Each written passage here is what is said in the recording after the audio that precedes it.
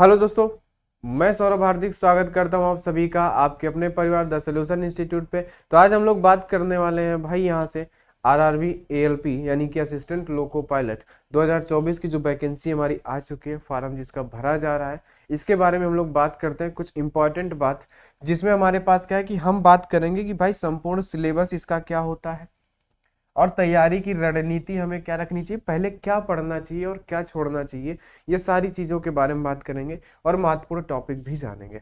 बाकी हमने कि हमारे भाई एज क्या होनी चाहिए, एज में कितना रिलैक्सेशन है ना, हमारी क्या क्वालिफिकेशन क्या होनी चाहिए, उसके बाद हमारा फाइनल कटऑफ कैसे बनेगा, क्या एग्जाम का पैटर्न होता है, ये सारी चीज़ें हम लोग पिछले वीडियो में बात कर रखे हैं, है ना। अगर आप यूट्यूब पे जाओगे, है ना, इस चैनल के अगर चैनल पे जाते हो आप, तो चैनल पे जैसे ही आप जाते हो तो इस तरीके से जब आप खोलते हो चैनल, तो यहाँ पे आपको दिखेगा, है ना, या तो फिर आप वीडियोस पे चले जाइए, तो वीडियोस पे आपको यहाँ पे मिल जाएगा, या तो आप प्लेलिस्ट पे चले जाइए।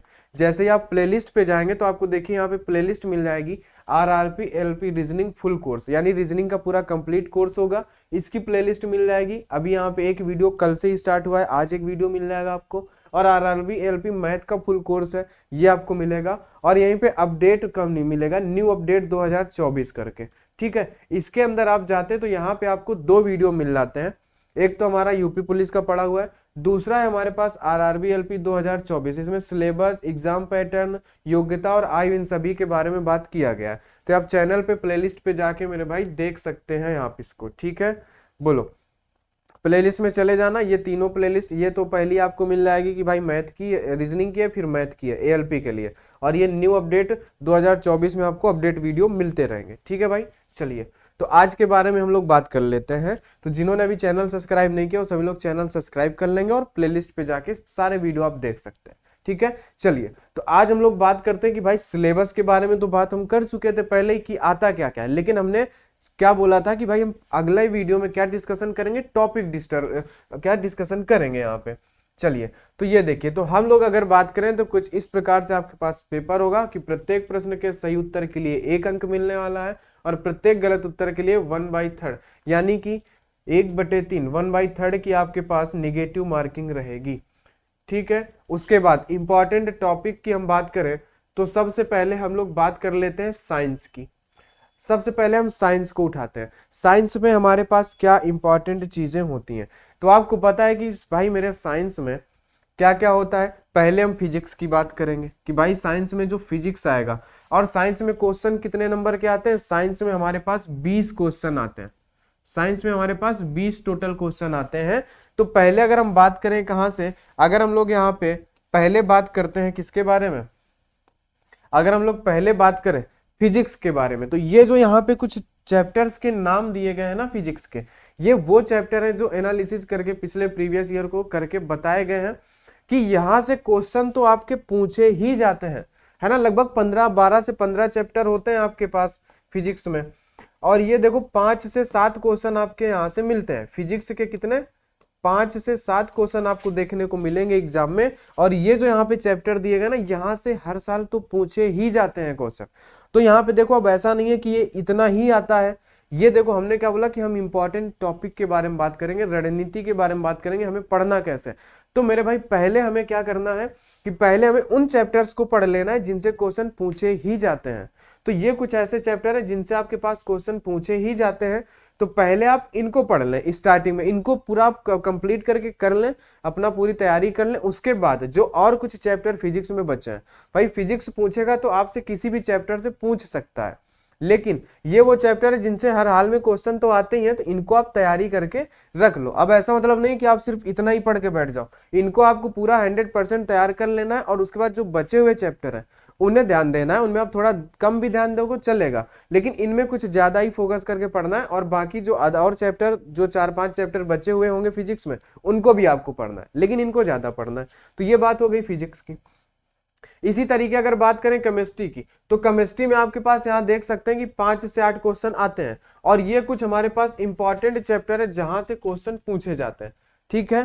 तो ये ऐसा नहीं कि आप बस इतना ही पढ़ के बैठ जाओ, ठीक है। एक बार बता दे रहे हैं फिर से कि ये इंपॉर्टेंट टॉपिक है जहां से क्वेश्चन तो पूछे ही जाते हैं, लेकिन केमिस्ट्री में अभी और भी ऐसे चैप्टर हैं जहां से क्वेश्चन बन सकते हैं। अब ऐसा तो है नहीं कि भाई इन्हीं से आएगा, भाई केमिस्ट्री उसने पूछा है तो वो कहीं से भी बना सकता है जो उसका सिलेबस। तो पहले आप इनको पढ़ लो, पहले आप इनको पढ़ लो, लेकिन उसके बाद फिर आप जब इनको 100% तैयार कर लो, प्रैक्टिस कर लो, फिर बचे हुए चैप्टर्स को बाद में तैयार करो। लेकिन जहां से ज्यादा पूछा उनको तैयार करो, है ना। तो जो नहीं यहाँ पे है, जो चैप्टर नहीं है उनको छोड़ना नहीं है, वहां से भी पूछ सकता है, लेकिन यहाँ से ज्यादा पूछता है, ठीक है। बायोलॉजी की अगर बात करें तो बायोलॉजी से भी हमारे पास 5 से 8 क्वेश्चन देखने को मिलते हैं, और इसमें ये कुछ हमारे पास इंपॉर्टेंट है जहां से अक्सर क्वेश्चन देखने को मिलता है। तो उम्मीद है आप ये समझ गए होंगे कि यहाँ पे हम इंपॉर्टेंट टॉपिक की बात कर रहे हैं जहां पे हमेशा क्वेश्चन पूछे जाते हैं। तो इन सभी चैप्टर यानी कि बायोलॉजी मिला के 5 से 8 क्वेश्चन मिलते हैं। तो और भी जो चैप्टर सिलेबस में दिए हुए हैं रेलवे के ऑफिशियल वेबसाइट पे, आप उनको भी पढ़ें, लेकिन इनको पहले पढ़ लें, इनको श्योर कर कि जो आपके नंबर है वो श्योर हो जाए, लेकिन बाद में आप अपने नॉलेज के लिए, अपने प्लस पॉइंट के लिए आप उनको भी पढ़ लें, वहां से भी एग्जामिनर पूछ सकता है, क्योंकि उसे बायोलॉजी पूछनी है। अब वो क्या है कि वो बायोलॉजी पूछ सकता है, उसने सिलेबस में बायोलॉजी दिया है तो कहीं से भी पूछ सकता है, इसलिए बायो आपको पूरी पढ़नी है, लेकिन इन्हें ज्यादा फोकस करना है। तो ये हो गई बात हमारे पास साइंस की। और साइंस में हमारे पास होता है इन्वायरमेंट, जिसे आप क्या बोलते हो, पर्यावरण, ठीक है, क्या बोलते हो, पर्यावरण कहते हो। तो इसके बारे में भी हमें पढ़ना है, पर्यावरण के बारे में भी हमें पढ़ना होता है। तो पर्यावरण से किस तरीके से क्वेश्चन पूछता है, इस बात को यहाँ पे समझते हैं पर्यावरण के बारे में, कि जैसे हरित गृह प्रभाव, ओजोन परत, जलवायु परिवर्तन, यहाँ से 1 से 2 क्वेश्चन पूछता है, ठीक है। अब इन्वायरमेंट में भी ये इंपॉर्टेंट है, यानी इन टॉपिक को तो आपको बिल्कुल रट लेना है, प्रैक्टिस कर लेनी, लेकिन कुछ और भी अगर आरआरबी एएलपी में सिलेबस में है तो आप उनको भी पढ़ें, लेकिन इनको खास करके पढ़ें, कहने का मतलब ये। तो ये बात हुई साइंस की। अब अगर करंट अफेयर में देखें तो भाई करंट अफेयर में देखो क्या ना, जैसे भारत में प्रथम या जो औद्योगिक स्थान है, नृत्य हो गए, लोकगीत हो गए, ये कुछ ऐसे पूछता है। इसमें क्या है कि आप करंट का 6 महीने का आप पढ़ लेंगे, आपका काम हो जाएगा। करंट से आपके पास कम से कम 10 क्वेश्चन मिलते हैं, और इस बार तो शायद इसको CBT 2 से जो है हटा दिया गया है शायद इस करंट अफेयर को, क्योंकि वहां पे इसका कुछ सिलेबस नहीं दिया गया है, वहां पे सिर्फ GS का ही सिलेबस दिया गया है ना, बेसिक साइंस का ही दिया गया है, ठीक है ना। तो लेकिन CBT फर्स्ट में है तो हमें तो पढ़ना है ही, सेकंड में पूछ लेगा तो कोई दिक्कत है नहीं, मेहनत करेंगे, सेकंड में आ जाएगा तो पूछ लेंगे, क्योंकि अभी उसने पहली बार ही ऐसा देखने को मिला है वेबसाइट में कि शायद GS का सिलेबस वहां पे कम दिया है, ठीक है। बोलो, दिया ही नहीं है GS का, फर्स्ट में ही दिया, CBT फर्स्ट में। ये सारा ही बातें हम पहले वीडियो में कर चुके हैं, तो उसको एक बार जरूर देख लेना। तो ये हो गई साइंस की बात। अब बात करते हैं हम लोग मानसिक क्षमता तर्क यानी मेंटल एबिलिटी टेस्ट, जो जिसे बोलते हैं, यानी कि जो रीजनिंग होती है, रीजनिंग के बारे में बात करें तो ये आप रीजनिंग के कुछ चैप्टर देख पा रहे हैं जो अभी हमारे पास और भी है। तो अब देखो यहाँ पे चैप्टर वाइज क्वेश्चन लिखे हुए हैं, ठीक है, और ये एनालिसिस करके ही बनाया गया, इसके पीछे काफी सारा टाइम भी लगा एनालिसिस करने में, ठीक है भाई। बोलो, तो देखो वर्णमाला अल्फाबेट से 1 से 2 क्वेश्चन आपके पूछता ही पूछता है, ठीक है। तो ये जो यहाँ पे बताया जा रहा है, इन्हें आपको पहले पढ़ना है, जो चैप्टर यहाँ पे इन्हें पहले पढ़ना है, और इनके अलावा भी रीजनिंग में कुछ चैप्टर बच जाते हैं तो उनको भी पढ़ लेना है। वर्णमाला से 1 से 2 क्वेश्चन पूछता है, कोडिंग डिकोडिंग से आपके पास 1 से 2 क्वेश्चन मिलेंगे, एनालॉजी से आपके पास 1 से 2 क्वेश्चन मिलेंगे, क्लासिफिकेशन वर्गीकरण से 1 से 2 क्वेश्चन है, श्रृंखला की संख्या यानी अल्फाबेटिकल या नंबर सीरीज यानी कि श्रृंखला, यानी यहाँ पे संख्या की श्रृंखला हो गया, ऐसा कुछ है ना, श्रृंखला की संख्या नहीं, यहाँ पे संख्या की श्रृंखला ऐसा कर लेना, क्योंकि जो होता नहीं अल्फाबेटिकल सीरीज जो होती है और जो नंबर सीरीज होती, ये सीरीज वाले क्वेश्चन भी आते हैं जो कि 2 से 3 देखने को मिलते हैं। फिर सैलोलिज्म यानी कि न्याय वाक्य जो होते हैं, यहाँ से कम कभी तो क्वेश्चन नहीं आता, कभी 2 क्वेश्चन, 1 से 2 क्वेश्चन देखने को मिल जाता है। फिर डायरेक्शन एंड डिस्टेंस यानी दिशा एवं दूरी से भाई मेरे क्वेश्चन देखने को मिलते हैं 1 से 2 क्वेश्चन, तो ये कुछ इंपॉर्टेंट हो गए। इसके बाद आगे जैसे कि ब्लड रिलेशन, रक्त संबंध से 1 से 2 क्वेश्चन देखने को आपको मिलेंगे। कैलेंडर की बात करें तो 1 क्वेश्चन मिलता है, कभी कभी नहीं मिलता है, ठीक है, लेकिन पढ़ना तो है, ठीक है, बात समझ गए। वेन आरेख, वेन डायग्राम से आपके पास 1 से 2 क्वेश्चन देखने को मिल जाते हैं। गणितीय संख्या यानी कि मैथमेटिकल ऑपरेशन में 1 से 2 क्वेश्चन देखने को आपके लिए मिल जाते हैं। तो ये इंपॉर्टेंट है, इन्हें आपको पहले पढ़ के फिक्स कर लेना है ना। कि तैयारी में क्या है कि भाई रणनीति में यही चीज है कि पहले जहां से क्वेश्चन पूछे जा रहे हैं, देखने को मिल रहे हैं प्रीवियस ईयर में, उनको पहले पढ़ लो, और जो बचे हुए कुछ रह जाते हैं, क्योंकि रीजनिंग में हमारे पास टोटल 46 चैप्टर होते हैं, ठीक है ना। कुछ लोग बताते हैं कि भाई 42 होते हैं, वो सीरीज को क्या करते हैं, नंबर सीरीज, अल्फाबेटिकल सीरीज को एक साथ पढ़ाते हैं, तो 42 चैप्टर हो जाते हैं। तो आपको क्या करना है, पहले इनको पढ़ लेना, फिर बचे हुए चैप्टर्स को भी पढ़ना है, लेकिन इनमें ज्यादा फोकस करना है ना। अब ऐसा मत करना इन्हीं को पढ़ के बैठ जाओ, फिर बाद में बोलो सर आपने बोला था यही आते हैं। ये इंपॉर्टेंट है, जहां से पूछते हैं आपको पढ़ना ही पढ़ना है, ज्यादा पढ़ना है, लेकिन बाकी भी आपको पढ़ना है। देखो जंबलिंग की बात करें तो 1 से 2 क्वेश्चन, दर्पण छवि यानी मिरर इमेज से 1 से 2 क्वेश्चन, है ना। पेपर कटिंग, पेपर फोल्डिंग, जो कागज काटना है वो मोड़ना जो है, यहाँ से कभी कभी क्वेश्चन आता है, कभी कभी नहीं आता है। आकृतियों की गिनती यानी काउंटिंग फिगर से आपके पास 1 से 2 क्वेश्चन देखने को मिल जाता है। इसके बाद गैर मौखिक श्रृंखला यानी नॉन वर्बल जो सीरीज होती है वो हो गई। अशाब्दिक वर्गीकरण, नॉन वर्बल क्लासिफिकेशन हो गया, यहाँ से 1 से 2 को 1 क्वेश्चन है, 0 से 1 मतलब कभी आता है कभी नहीं आता। सन्निहित आकृतियां हो गई, इनके बारे में 1 से 2 क्वेश्चन हो जाते हैं आपके पास। उसके बाद आकृति को गिनना यानी कि कंप्लीशन ऑफ फिगर, आकृतियों को गिनना 1 से 2 क्वेश्चन आता है। कथन एवं निष्कर्ष से हमारे पास स्टेटमेंट वाले जो क्वेश्चन होते हैं वहां से हमारे पास 2 से 3 क्वेश्चन आते हैं, ठीक है। कथन एवं तर्क मान्यता से हमारे पास 2 से 3 क्वेश्चन आपको देखने को मिलते हैं। जिन्हें इसकी पीडीएफ अगर चाहिए, पीडीएफ टेलीग्राम पे भाई मेरे मिल जाएगी, वहां टेलीग्राम पे आप ज्वाइन कर लेना, वहां पे पीडीएफ अभी आपको मिल जाएगा, ठीक है। बोलो डेटा पर्याप्त यानी कि जो डेटा सफिशिएंसी वाले होते हैं इससे 2 से 3 क्वेश्चन देखने को मिलते हैं। घड़ी क्लॉक से 1 क्वेश्चन देखने को मिलता है, कभी नहीं मिलता है। बात समझ गए मेरे भाई, बोलो। उसके बाद आकृतियों का मैट्रिक्स जो होता है, मैट्रिक्स ऑफ फिगर से 2 से 3 क्वेश्चन। फिर विविध यानी कि मिसलेनियस। अब देखो इस मिसलेनियस का मतलब क्या हो जाता है ना, कि जो अन्य चैप्टर बचे हुए हैं वहां से 2 से 3 क्वेश्चन मिलते हैं आपको। तो जो अभी ये 24 चैप्टर जो आपको बताए गए इन्हें बिल्कुल फिक्स पढ़ना ही पढ़ना है, बात समझ रहे हो आप। लेकिन जो और भी बचे हुए चैप्टर रह जाएंगे इन 25 के बाद, उनको तो भी पढ़ना है, लेकिन इनमें पूरा अपना 100% देना है, ठीक है। आगे अब बात करते हैं गणित की, यानी कि मैथमेटिक की, यानी कि मैथ की बात करते हैं। तो मैथ में अगर बात करें तो देखो नंबर सिस्टम, नंबर सिस्टम से हमारे पास क्या 1 क्वेश्चन आपको देखने को मिलता है। सिंप्लीफिकेशन से थोड़ा ज्यादा क्वेश्चन देखने को मिलते हैं, 1 से 3 क्वेश्चन देखने को मिल जाते हैं। फिर डेसिमल एंड फ्रैक्शन हो गया, इससे 1 से 2 क्वेश्चन देखने को मिलते हैं।